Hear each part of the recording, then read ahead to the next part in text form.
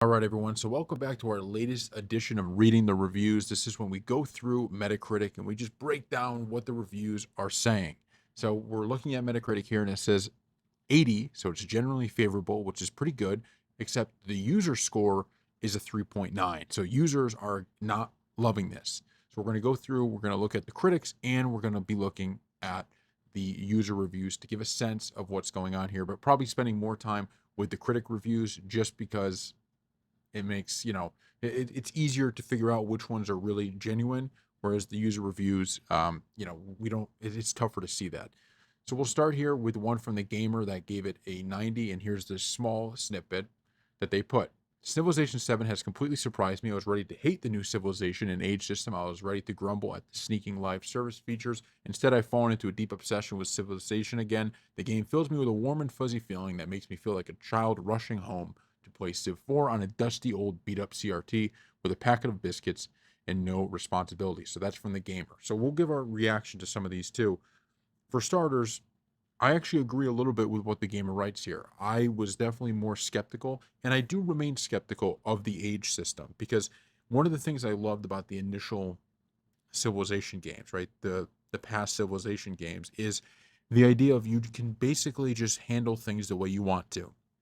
You start your civilization, and it's just from that moment till the end of time. And there's not really any breakup. There's none of that. Whereas in this game, there are breakups. Like the first game I played, I didn't even understand really the whole age system. And I was about to invade another country's capital. I was kicking their butt. And what ended up happening was the age like reset because it became a new age. And I ended up losing, not losing the war, but all that gain I had of being there, having my troops on the border, and everyone was back at like their home base. It seemed like if uh, that was a different thing, right? So it is different, but I do think that there is some benefit to it. So I agree with that from the gamer. Not the worst thing in the world, and I think as we get more used to it, it will probably become a little bit better. So this is another one from Screen Rant.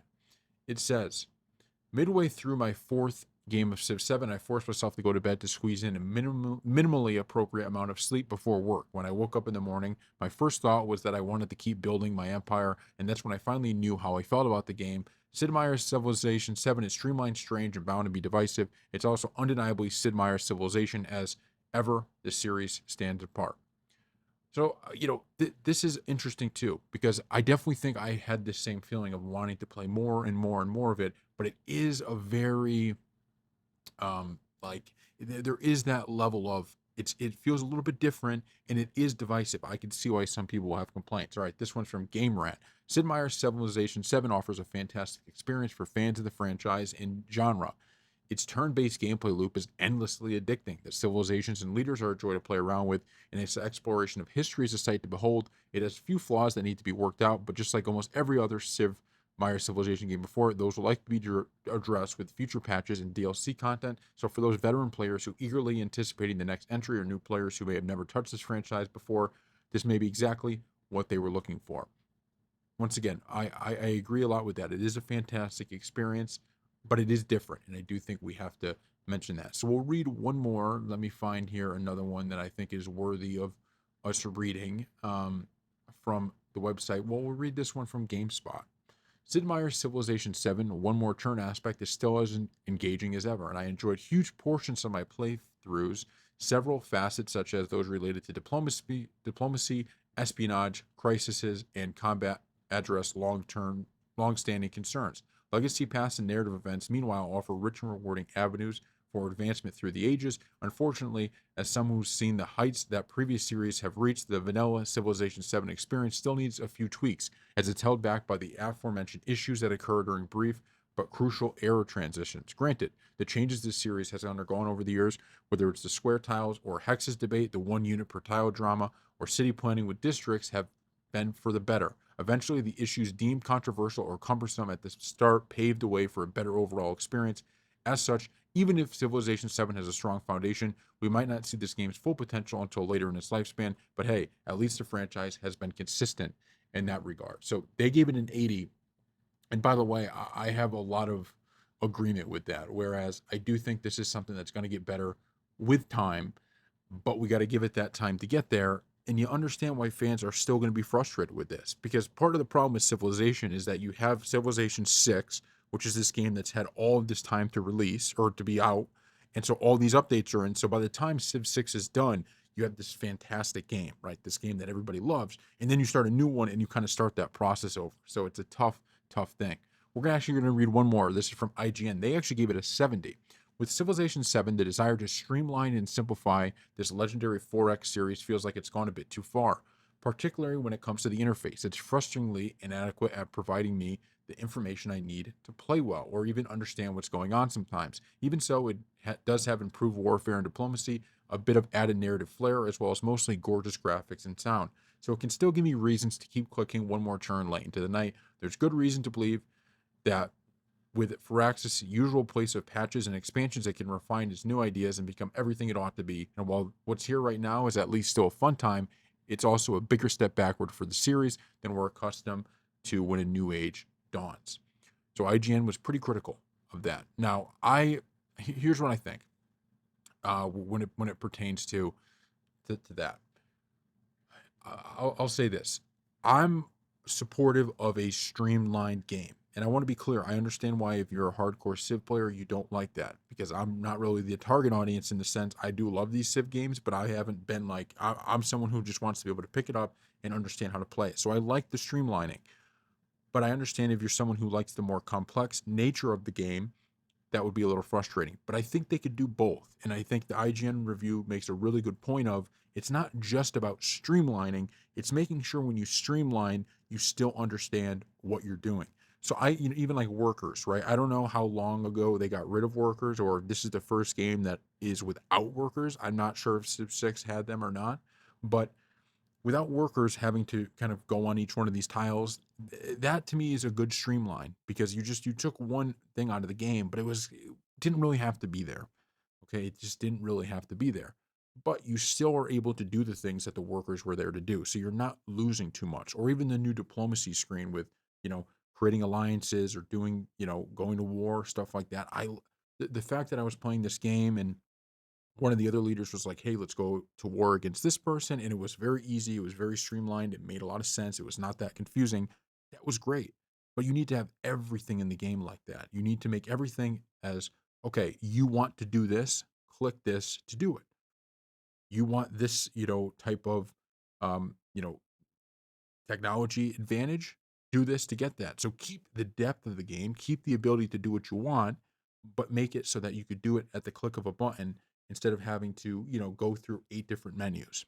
That would be my take. So now we're going to head over to the user score, and this is 3.9. So people are not happy. Um, they're not happy at all. And I'm going to read a few of these. This one's from Bob's222. I've played all the Civs at release. I'm old. Sadly, this is the worst of the lot in its current state. The UI is broken. The age system very jarring and punishing and not fun at all.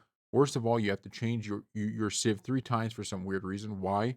This is completely against the spirit of Civ, where you're supposed to build and maintain your Civ against the test of time. I mean, come on, it's literally in the tagline for the series. As it stands, it feels like some weird mini game within a game, like you are playing 3 scenarios rather than one game.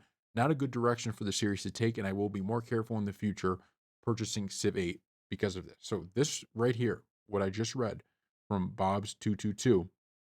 Look, it's tough to argue with what he's saying there. That portion of it is different. That portion of it is seriously, seriously good. And you could disagree if you like the ages, if you like this, you like that, but you can't disagree with this fact that that's happening. There's a change that was made. So you could say, I actually like the change, but you can't say it's not being made. All right, now let's read a few of the good ones too, just to so you have one from Crispy XIV, flawed but great. Once the cosmetic issues and bugs are ironed out, this will be the latest installment in a series known for rough launches followed by greatness. So that's another thing. It's a large improvement from Civ 6. This is from another user. The terrain is more variations, especially height. Commanders leveling up is a nice enhancement to military combat. Very good, another user. Very good changes, but I had a lot of crashes, like that workers are gone and ages keep the game fresh until the end. UI could have a lot of improvements.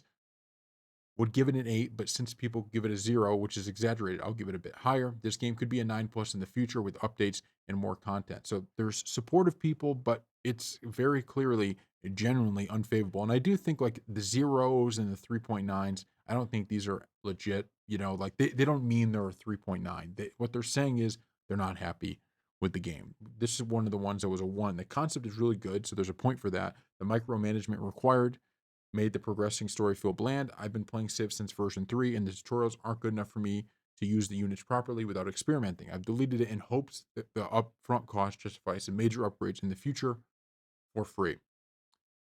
Another user, this one gave it a 0. It's not Civ anymore. Would have been cool with some sort of crisis management where you could counter it and try to avoid it. And in case you were not able, there collapse and force Civ change. Here you have 3 minigames, totally unbound with a random nonsense Civ change, Rome, Ming, Mexico, with a limited amount of turns. So in the end, not a Civ anymore. Extremely boring to me, and it's hugely ridiculous. The devs keep on talking about it, hoping we can feel the just one more turn thing, actually removing it from the game. Another one that was a 0. It's honestly impressive how a company can remove everything the customers loved about their original product and try to sell a brand new product. Like, it literally makes no sense why they thought we loved this game. This had to be on purpose. So that's it. And I think you can kind of understand the people that give it good scores and the people that give it bad scores. And it is shocking that they made the change they did, especially because scenarios have existed in the past. So when scenarios kind of did a little bit of this, but I think they're just trying to find their footing on streamlining it, changing the gameplay a little bit. We will see what ends up happening here. So thank you all for watching, and let us know what you think in the comments section below.